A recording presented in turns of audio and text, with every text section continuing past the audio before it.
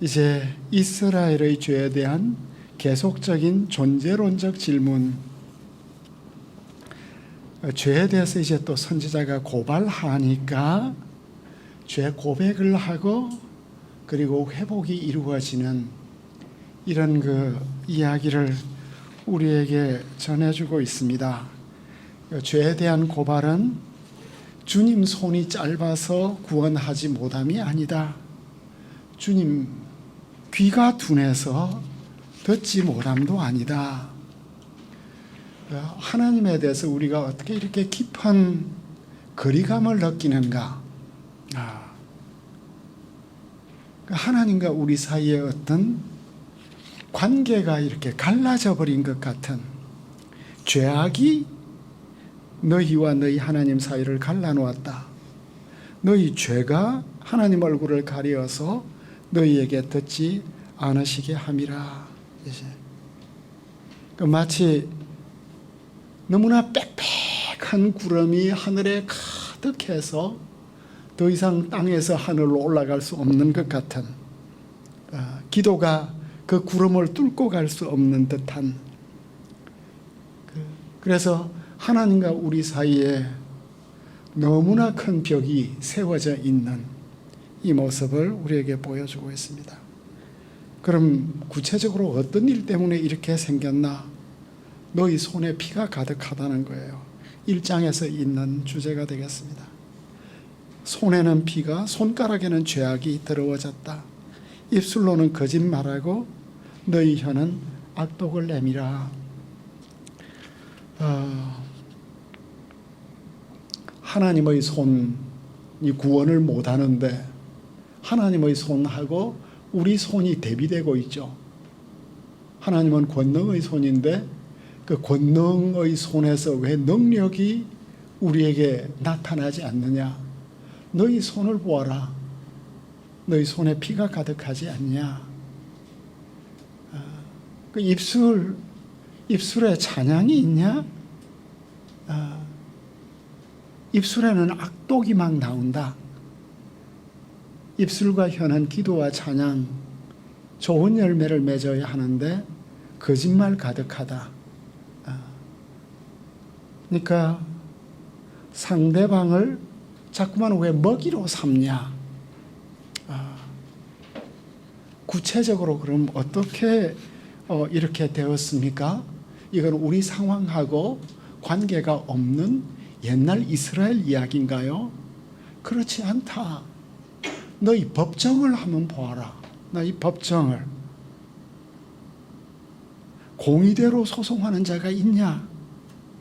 공의대로 이제 소송하는 것은 법적 절차가 시작되는 거예요. 그 소송도 정말 정의와 공의를 따라서 죄가 있다 없다가 아니라 올감이 씌워서 완전 죄인을 만들고, 판결할 때 너희들 어떻게 판결하냐? 진실하게 판결하냐? 어떻게 그렇게 말을 할 수 있겠냐? 정의로운 판결이 법정에서 나와야 하는데 법정 자체가 부패해지니까 죄악이 걷잡을 수 없이 심화되고 우리 공동체의 안녕과 질서는 붕괴될 수밖에 없지 않냐? 아합이 자기 궁궐 늘리려고 어떻게 했냐? 청와대에 있는 최고의 율사들을 나봇의 포도원에 보내가지고 그 나봇의 동네에 있는 장로들을 위협하고 협박하고 시나리오 써주고 장로들이 같이 위정하게 하고 하나님 모욕하고 왕 저주했다. 순식간에 이렇게 좋은 나봇을 올감이 씌워서 죽이는 게 법이 아니냐? 그 법적 체계를 이렇게 남용하는, 어떻게 헌법재판소 전원이 다 이렇게 탄핵에 참여할 수 있냐? 어찌 소수 의견도 없냐? 그렇게 무섭냐? 악행을 잉태하여 죄악을 낳는다. 그러니까 결국 너희들이 속에서 뭘 하고 있냐? 독사의 알을 품고 있다. 거미줄을 짠다.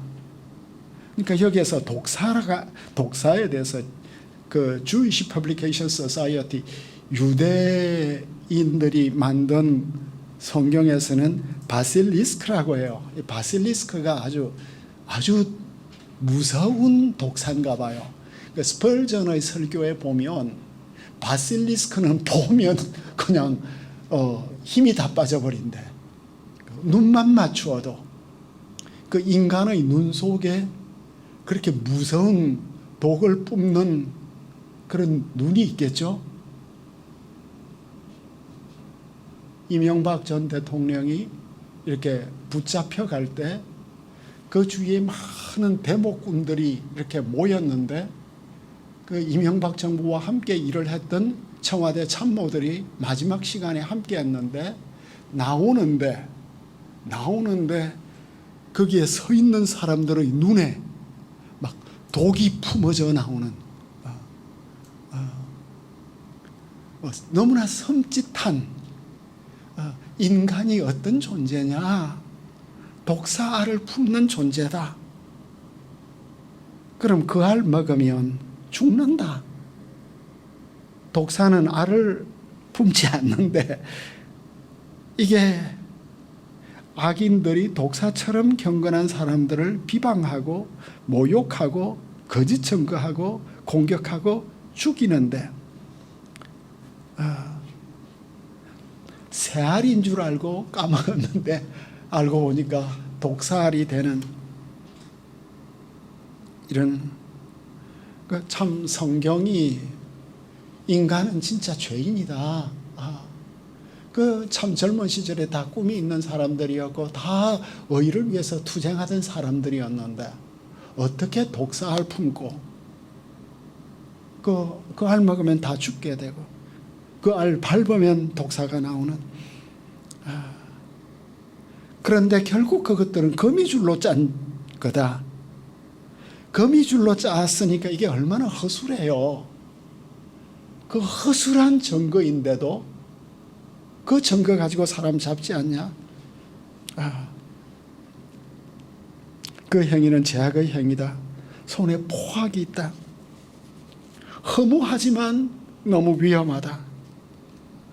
그 작품이 뭐냐? 재앙이고 파멸이다. 나는 검사로서 참 깨끗하게 살았고 변호사로 깨끗하게 살았으니까 나는 책임이 없다. 이러면 안 돼요. 나도 검사야 주여. 그 죄가 이 정권에 붙어서 나쁜 짓 하는 이제 발차기하고 뛰어드는 사람의 죄만이 아니라 우리 공동체. 그러니까 한 목사가 범죄하면 모든 목사의 범죄로 이제 가슴 아파하는 거죠. 그 발은 행악하기에 빠르고 무죄한 피 흘리기에 신속하고 생각은 악하고 황폐와 파멸이 그 길에 있다. 평강의 길을 알지 못하고 정의의 판정을 해야 되는 곳에 정의가 없고 아주 길을 꼬불꼬불 법적인 절차를 꼬불꼬불 만들어서 평강을 알지 못하는. 이사야가 인간의 심청을 이렇게 깊이 볼 수 있을까? 왜 나는 여전히 나를 의인이라고 생각을 하고 나는 죄인임을 고백할 수 없을까? 그거는 내가 유혹을 안 받아서 그런 것 같아. 나도 유혹받으면 다 그 시스템 속에서 그런 죄인이 될 수밖에 없는데 내가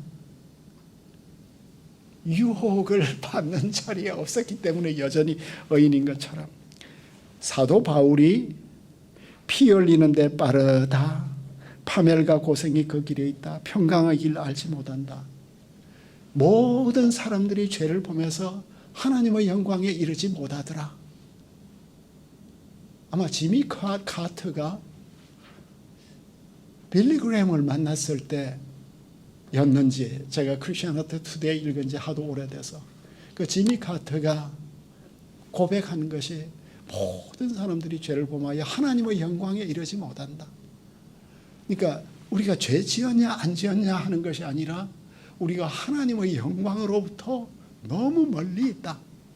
그러니까 진정한 의를 우리는 못 보는 맹인이다. 이런,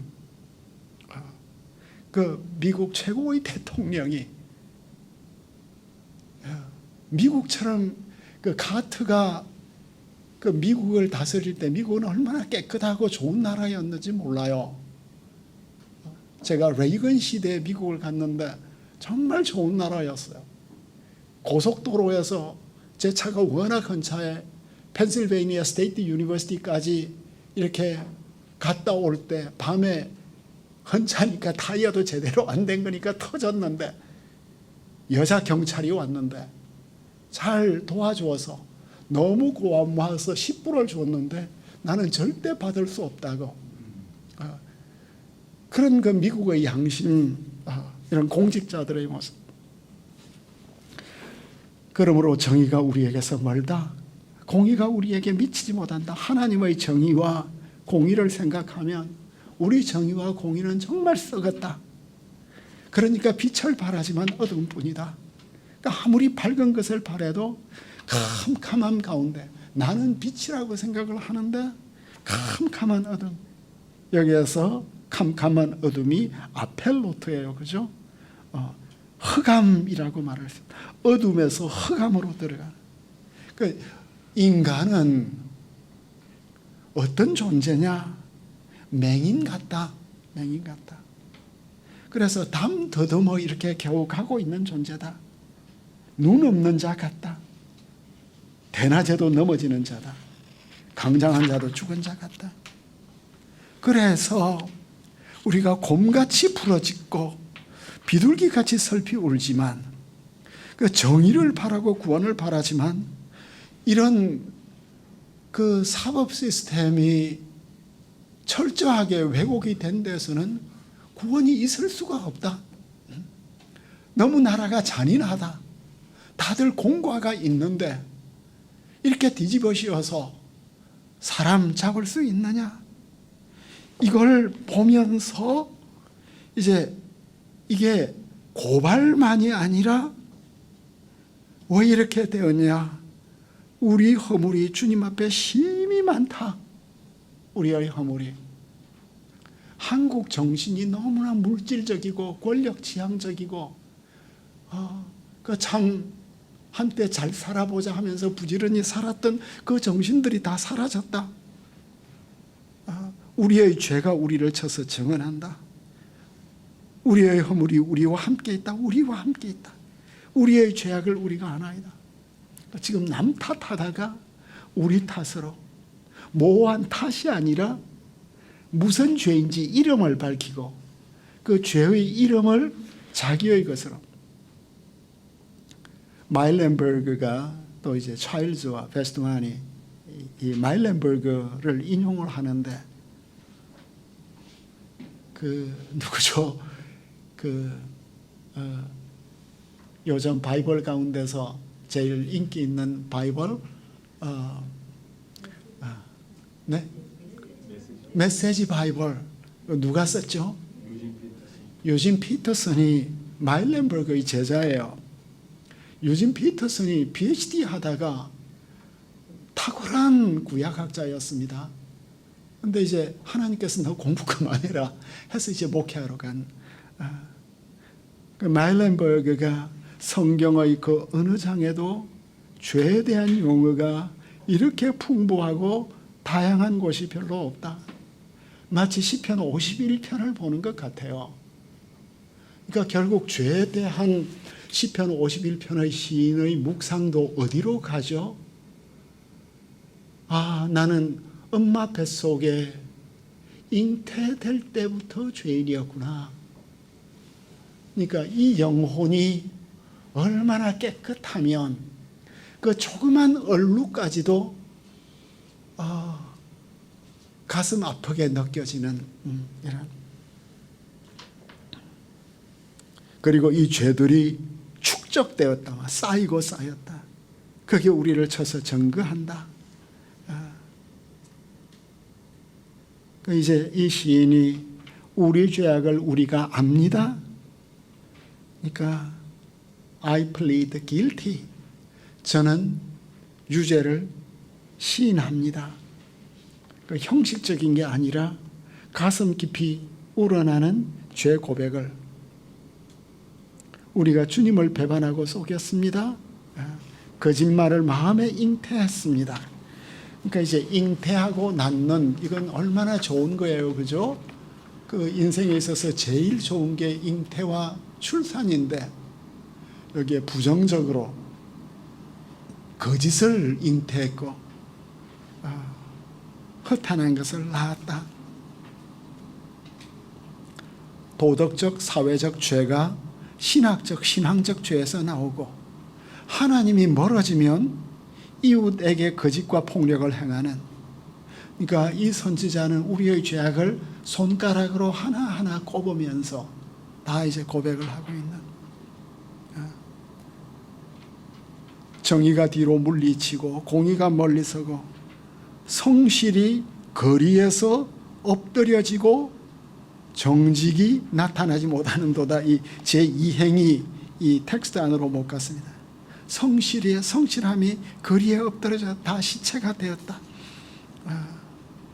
정의를 올바로 시행하는 것이 다 사라져버린, 정의와 공의와 진실과 정직이 물러가 버렸어요. 멀리 서버렸어요.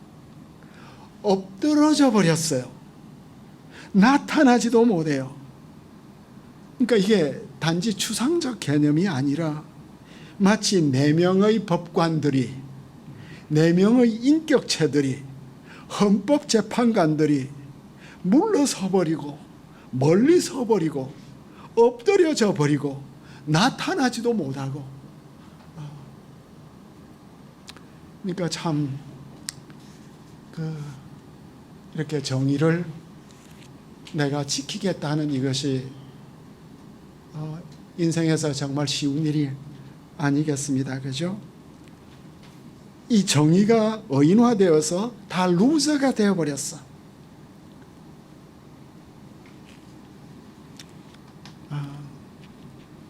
이런 고백을 하니까 주님의 이제 구원이, 그러니까 죄 고백이 있어야 구원이 시작이 되는 거죠. 예수여, 제가 죄인입니다. 주의 나라 임하실 때 저를 기억해 주십시오. 주님께서 이를 살피시고 정의가 없는 것을 기뻐하지 아니하셨다. 악한 것을 아셨다.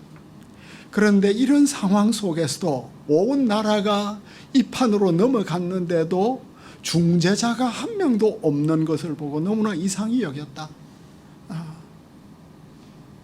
그 은혜를 입은 사람들이 많았을 텐데, 그죠? 중보자가 한 명도 없는, 정의와 공의가 추상적 개념에서 실제적인 사람으로 전환되고 있는, 이렇게 도와주는 사람이 없나 해서 주님이 그냥 놀라는 샴맴이에요. 순환의 종이 많은 사람의 죄를 짊어지고 죄 지은 사람을 살리려고 중재에 나섰어요. 그런데 그의 모양이 타인보다 상해서 사람들이 그를 보자마자 다 놀랬어. 그러니까 여기에서 종의 제자들이 여전히 주님의 길을 따르지만 현실은 너무나 암담하고 있는, 암담한 이런 모습을 보여주고 있습니다. 그러니까 주님이 드디어 이제 용사가 되셔서 친히 찾아오시네요. 주님이 거룩한 용사로서, 이사야서 안에서 주님은 거룩한 용사로서 아시리아의 군대를 파하시고 바빌론 군대를 파하시고 다 세계 열강을 파하시는데, 주님이 이제 전쟁터로 오셨어요. 어떻게 오시죠? 그냥 오시지 않고 공의로 갑옷을 삼으셨고 구원을 자기 머리의 투구로 삼으시고, 보복 이것은 이게 왜 보복으로 번역이 되었죠? 보복은 맞군요. 낙함인데 분풀이가 아니라 정의를 회복하는, 보복으로 그 정의를 세우는 것으로 속옷을 삼으시고 열심으로 겉옷을 삼으시고. 이거 우리 어디서 많이 본 이야기 같은데, 이 표현들이 신약 성경에서 너무나 익숙한 표현이에요. 그죠? 바울이 이제 전신갑주 입으라 할 때, 그래 보니까 이사야서 11장에서는 성실로 그의 몸의 띠를 삼으리라. 메시아가, 바울은 허리에 띠를 띠라. 공의로 갑옷을 삼으시면은 의의 호심경을 붙여라. 구원의 머리에 구원의 투구를 써라. 구원의 투구를 가져라. 내 입을 날카로운 칼같이 만들었다. 성령의 검 곧 하나님의 말씀을 가지라. 좋은 소식을 전하며 평화를 공포하는 산을 넘는 발이 어찌 그리 아름다운가. 평안의 복음이 준비한 것으로 신을 신어라. 그러니까 구약만 보다가 이렇게 신약하고 연결하니까 이 구약 말씀이 참 너무 좋은 거예요. 그죠? 바울이 우리가 전신갑주를 입을 때 이사야의 모든 이 메타포를 다 가져와서 완전 군장을 한 그리스도의 군사로 삼았구나. 이제 신약 성경에는 구약 성경보다 전쟁의 성격이 더 명료해지죠. 구약의 무기들도 본질적으로는 영적인 무기예요. 그죠? 주님께서는 그 대적들하고 싸우실 때 세상 정세와 권세와 싸우시고 라합과 리오야단을 파괴하시고, 교회의 전쟁도 참 영적이에요. 악한 자는 여전히 인간 수하들을 사용하여 하나님의 백성들과 싸우는데, 그렇지만 하나님의 백성들은 더 이상 정치적 실체는 아니에요. 하나님의 백성들이 각각 정치적 의견을 가지고 있겠지만 하나님의 백성들이 어떤 정치적 집단을 만들고 있는 건 아니죠. 그래서 참 주님께서 이렇게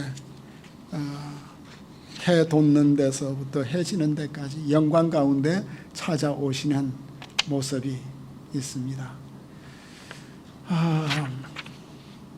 그리고 이제 20절로 가니까 주님이 이제 드디어 시온에 임하셨는데, 야곱의 자손 가운데서 죄가에서 떠나는 자에게 임하리라. 그러니까 구원이 시온에 임하는데, 시온 전체가 구원을 받는 것이 아니라 시온 가운데서도 죄악을 떠나는 자에게 이렇게 포커싱이 되는 거죠. 그리고 갑자기 여호와께서 내게 이르시되 내가 그들과 세운 나의 언약이 이러하니라. 곧 내 위에 있는 나의 영과 내 입에 둔 나의 말이 이제부터 영원토록 내 입에서 와. 뭐가 좀 빠졌습니다. 그죠? 수정이 잘못되었습니다. 주님의 언약을 주시고 주님의 영과 주님의 말씀을 주시는데, 이게 지금 이 언약 말씀이 종의 제자들에게, 종의 시 후손 제자들에게 주어지고 있는, 그러니까 종과 종들의 사역을 따르면서 악에서 떠나는, 우리가 오후 시간을 시작을 할 때 이사야서 56장에서 66장은 종들의 노래다. 주인공이 종들이다. 종의 사역이 53장, 54장, 55장으로 끝나지 않고 종은 너무나 소중한 제자들을 키웠다. 이제 그 제자들이 종과 똑같은 운명을 당하지만 종의 사역을 계속해서 이어간다. 참 우리의 신학이 정말 더 정결해져야겠죠. 우리의 믿음이 진짜 종의 길을 따르는, 우리도 막 혈과 육의 영향을 많이 받을 수 있는데 종의 길을 따라가는 이 모습을, 그래서 내 후손의 입에서와 내 후손의 입에서 떠나지 아니하리라는 그것은 너무나 놀라운 말씀이에요. 그러니까 주님의 영과 말씀이 종에게 있었는데 이제는 성령과 말씀이 후손의 입에서 떠나지 아니하리라. 주님의 신과 말씀이 주님의 종에게만 임하지 않았고 제라 후손에게, 제라 자라하 후손에게까지 임하는, 종의 노래에서 고난받는 종이 후손 제자를 볼 것이라고 하였습니다. 53장 10절. 그렇다면 이 절은 59장 21절은 제2 이사야 종의 노래와 제3 종의 노래를 연결하는, 그 다음에 이제 61장이 그 종이 또 정체를 딱 나타내는데 이 구절이 중요한 역할을 하고 있는 것을 우리가 볼 수가 있겠습니다. 구속자가 시온에 임하리라는 이 말씀이 로마서 11장에서 구원자가 시온에 올 것이다. 그리고 그들과 세운 나의 언약이 이러하니라. 그러니까 바울이 유대인들의 구원에 대한 최종 결론을 내릴 때 이사야 59장 20절을 인용하고 있습니다. 이건 이제 유대인들의 구원에 대해서만 적용이 되는 것은 아니지만 바울은 특별히 종말론적 유대인의 구원에까지 적용을 하고 있는 모습을 이제 우리가 볼 수 있겠습니다. 구속자와 죄가와 떠나다와 나의 언약이 모두 일치하기 때문에 바울이 이사야 본문을 70인역을 인용하고 있는 게 분명한 것 같아요. 구원자가 시온에 올 것이라는 예언은 예수님에게서 성취되었고, 사실 이사야 59장 20절은 유대 문헌에서도 메시아적으로 해석을 합니다. 따라서 지금 예수님께서 주 여호와 하나님의 역할을 하고 계신다. 이게 크랜필드나 제임스 던이나 더글라스 무나 그 대표적인 신학자들이 그리스도가 야훼의 역할을 대신해서 하고 있음을 전거하고 있습니다. 구속자가 오심을 예수님의 재림으로 보지만 바울은 결정적인 구원사의 결정적인 전환이, 구원사의 결정적 전환이 그리스도의 오심으로 이루어졌다고 말씀하고 있습니다. 죄의 결정적 재건은 그리스도의 죽음과 부활과 연관되어 있습니다.